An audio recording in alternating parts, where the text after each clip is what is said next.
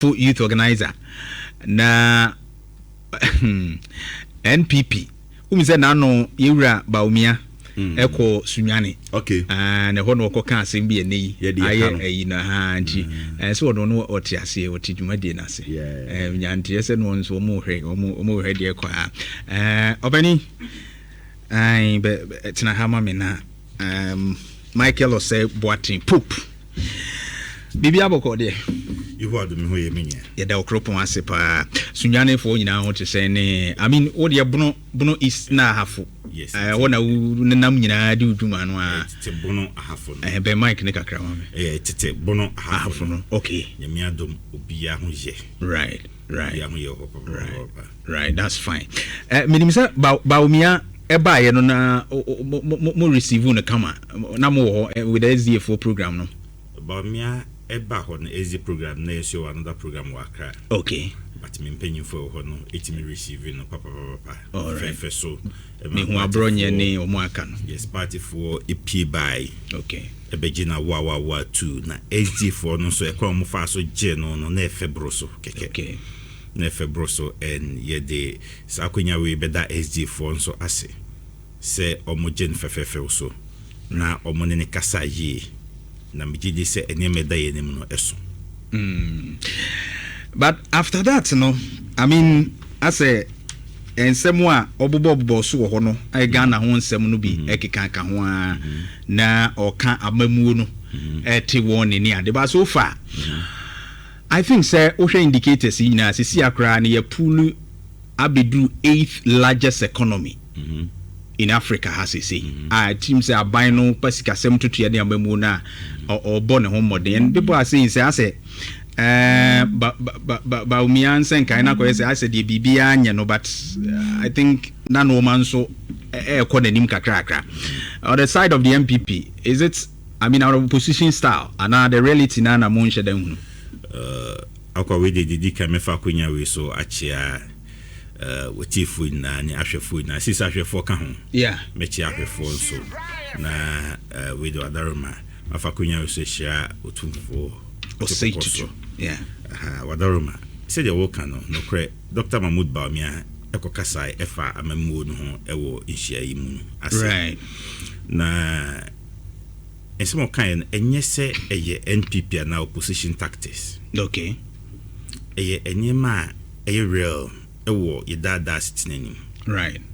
enhwe dum so a aba santima ben no mame enhwe dum so a aba santima mu nansen sa dum so no eye opposition tactics ana debi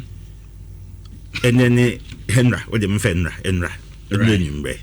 na menam edra mpotem ho ne ho ni na edum sure allies ni won baby e free o concurrence na allies ni won baby any opposition tactics into edum light no me opposition na me hu se edum light but what here you beka so neutral you dum light hu se edum light edum no edum yes 3 days ago you dum light almost 12 times within 3 hours 12 times within 3 hours o kumasia amanfo ni me say nye 3 days ago no bi shop eshi wo edum no e dey na man hye the shop ashe e wo edum because of dum so the 3 na the fire for no so mo conclude here almost say omatete o de beba ho e say ke kako ye beba ho enti Dr. Mahmoud Baumia e kan enye se wo no etechiri otimu bi right and what can sem Bank of Ghana losses a ban and saying for galamsey omo kan say omo ba within 100 days omo stop galamsey say enra me na mankran so kwan so me ko Sunyane me ko hafo enra ese mankran so de galamsey say aka say omo de bitwa kwan nim mankran so omo bu kwan na bu eti enye wa na say educate am be fa ko Sunyane program nti omo say galamsey bu kwan na gum okay omo nwana enti we nye beka galamsey issue a musiboyi omo kono omo fata no river so ta no river say galamsey amma se Sunyane fo enya nsuo no omo hui eno no eye opposition tactics there be Dr. Mahmoud Baumia eye part of it so e Ghana ni mapa with this o mine so da woni Nanado Dankwa Akufo-Addo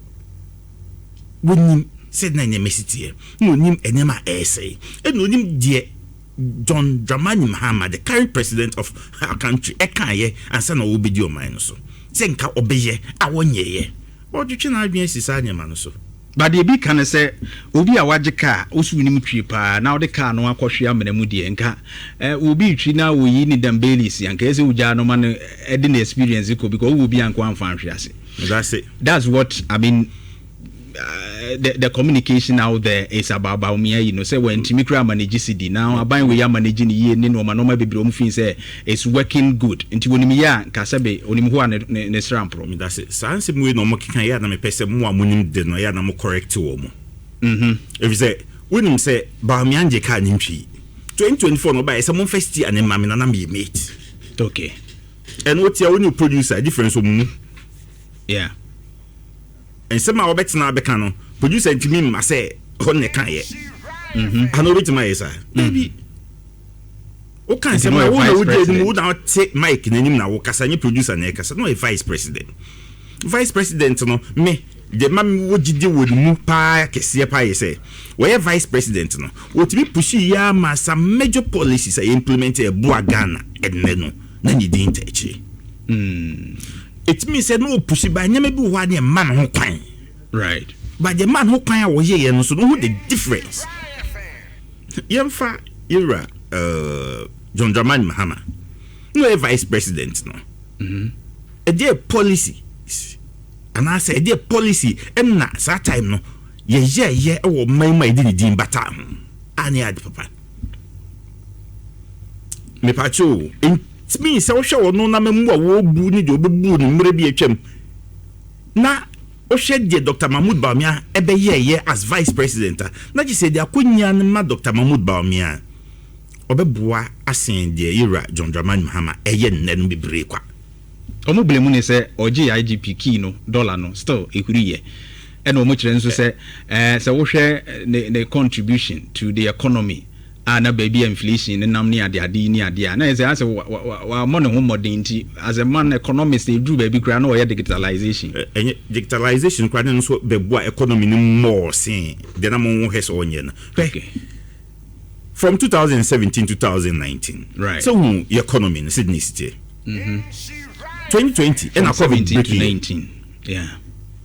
Even after say you implemented free SHS, na amount for us to say it take a chunk of your money, no. Still, the economy no in better shape.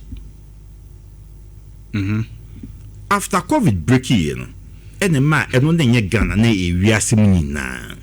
and COVID no eba destabilize everything.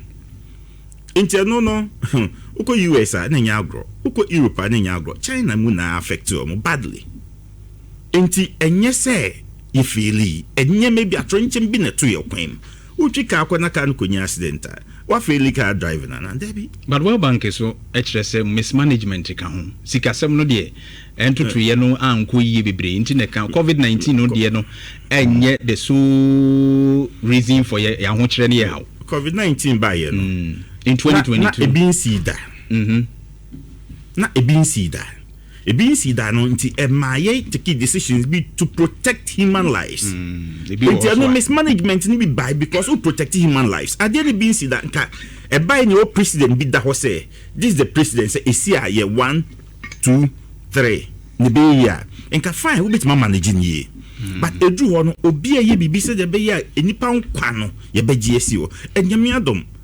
Nanado Dankwa Akufo-Addo nimdie otimi di ye nyama bebre mismanagement no ebi by agencies other ministries below it. Because e by no so ho pray omo because omo hu bi da menu mienu na ya adwen ye say one he kompa ye hu na ye itimi beboa covid by no be inside 6 months ye ni nyina na ye bewu. Thank you. You busy by June na ye so be e entu be da nya adwum kan akwa say oh the management practice eto dey na adwen ne say ye nyina ye bewu nti dey be enti ye ya dey protect say obia emu. Okay. It me some can say mismanagement e kwan bi so a me do baby a me no be ya adwen kaka by no kwempo no me mun say ye di protect lives no that was the best decision but enumpo it me hye niema man bi do baby adri Emma, you know, inflation. It meets so I say by inflation to be equal 54%.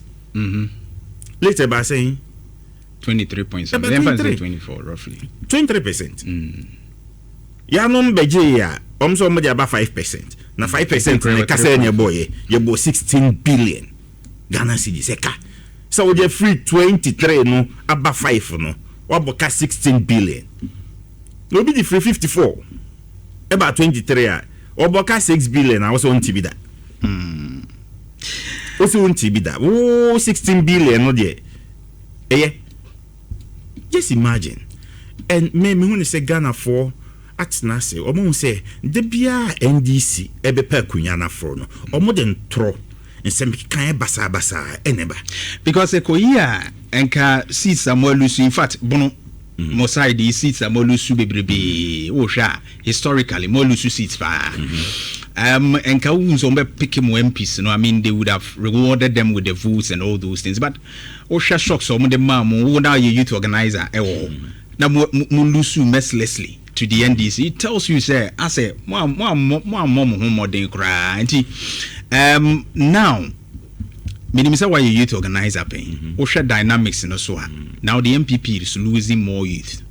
The MPP is losing more youth to the NDC because they no bars no I said the NDCs are using it more. In fact, no bars and because the regional minister and the GCs no bars no effluent is actually capturing more of them. NPP strategy as former youth organizer. Are you thinking around that? Me that's be now I can see say losing no bono ahafo. And try na NDC de baye no. Na me ba almost some more de win election de bia. O 2008 and try o mu chaye de win election. Sachi o mo no. Reality nka chi o mo no. E di ni see 2012 the same thing tron de baye. 2012 me kai say ayi debate. President Mahama then eka say dumso na ne ho no na ye shibi na akotwa kebu bi mu ensu ase into within a month after elections no dumso no but ye be them 2013 2014 2015 2016 and no na ma dumso a e happen now emi hu say na there is no hope but ye bomb pie say e be solve e bi omutro mu try about NHS one time day one time premium e buy yenko biem this time on say the 24-hour the economy na mabunu pedjuma because ya ma konya amomu na ko secondary school nyanim dia also mutim dia apply for adwuma it's no mu pedjuma nti san tro na o mo tugu o mani futuro mo tugu o mani say 24-hour economy na be for obi adwuma because say wotie wajuma wuyi nke dipa miensa na ye nke bia ye 1 na no afiri ho no aye no bia be 1 na na say wajuma ye 3 hours nipa miensa na be right say no be no enti mabunu no enya gidie wom nti ene mo bebre right and me that time no now you youth organizer na me youth organizer 2024 na me youth organizer na me former still right but there you say na me hwe die NDC ayeda any de omo kan me say enya jo mbeti mayeda na ye economy 2028 mai into ogidi say 24 economy no wo dwuma nipa miensa beduro nipa miensa ne be say nye we nko other jobs omo sisi 24-hour markets ne adina me pa jonim at times say na mo position na mo tie ya na mo dey educate ye but dia me fam say me politician but wo do mo fa ne say wo dey wo ye neutral it mo no say mo so mo educate o mo ye say 24-hour economy no market Kumasi market central market o dey kiditi akropo o be 24 hours na wakosi bi o be for so be 24 hours how possible will it be enya possible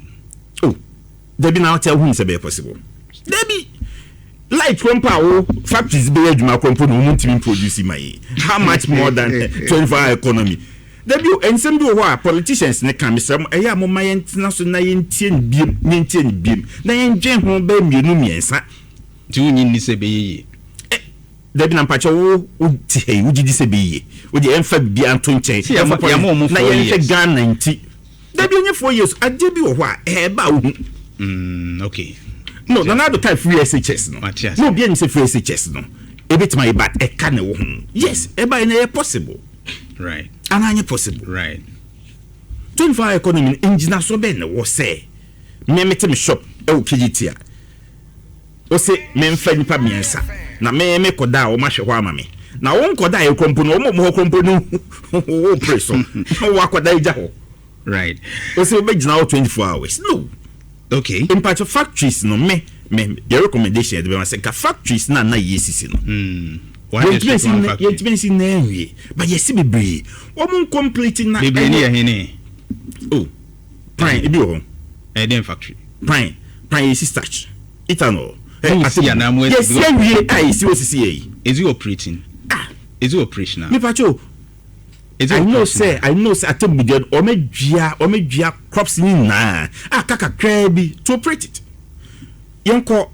new adubiase component dey say youthful eno dey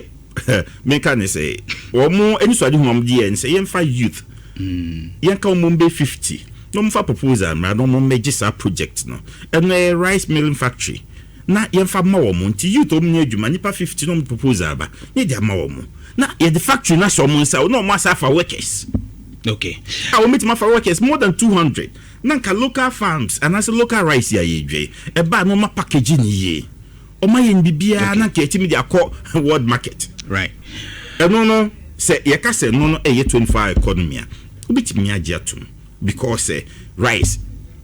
demand for rice is huge until the biomit produce right ye fan ethanol demand for ethanol is huge the biomit me dey produce until no bit my no say 133 no so that was na all the go farm market okay na wo be sore ahomachi tu akọ market so ko to banche no akụkọ me buza question no wo be sore ahomachi tu so ko market akọ night market there but omukọ to banche bebre ko to no ma but market doesn't mean banche nko there you say banche so market obi but it doesn't mean banche obviously there be me buza say wo be ko market maybe to banche anajo there but maybe 190 anajo 2 anasa amachi 2 Kumasi da so afaka now drive around Kumasi ahomachi 2 yet me drive ahomachi 2 and ahomachi 2 dum ye dead eduma ye dum Kumasi ye central no ye dead ahomachi 2 one never be no ahomachi 2 say obeton ye man obe 25 economy market okay Mickey yem fancy yo na I know say we'll have another time to go more into that na yahwe youth no ensem ne other issues we no we'll look at that that's it by the mechanic say they say youth no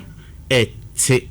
ensem na NDC kan na say by so mu hu say na ensem na omuntimi nye right and youth no I shall say a reason more right with the realities no I happen no na mejidi say ye dey kon say ye be responsible opposition ebini say omo betum futuro sisi say omo boka 15 million mark of Ghana ye cast there be more than 15 million na 34 million right. na even ko betima ko 44 million ampa omo asa ba chi aba accept say ampa a responsible opposition a mighty opposition sure but ye gidi say ye be koso aye ade na ye di no kra mamanfo na amoma ye gidi mapa ewe mu say de be ye ba on be gi bim no makoto amaye boom okay thank you Michael Oseboati Pope former Bono Ahafu youth organizer for the MPP and Oten Nkano ochina kukura ntumi betwa